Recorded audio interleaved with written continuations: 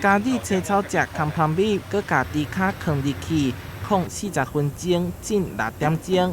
一支一支美味的猪脚就安尼完成了。今年旧历闰月，糯米业者推出一箱一箱的猪脚面线组合，让出嫁的查某囝方便炸猪脚转去后头厝。大支的猪脚。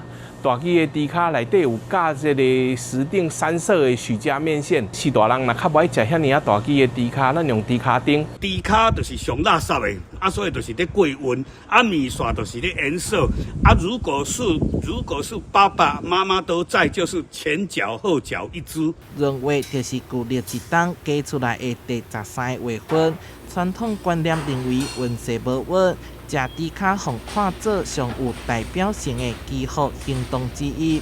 安平道坛是伫咧安平开台体育场举办祈安法会，帮民众免费来保温。就是要来给咱的长辈来添寿，让咱国家会当平安，会当消灾。所以咱这次的法会咧，拢是公益的性质，我们要传递德与善的正能量。标前新过佛祖，过拜妈祖，经过一系列消灾科仪，互大家拢免烦恼。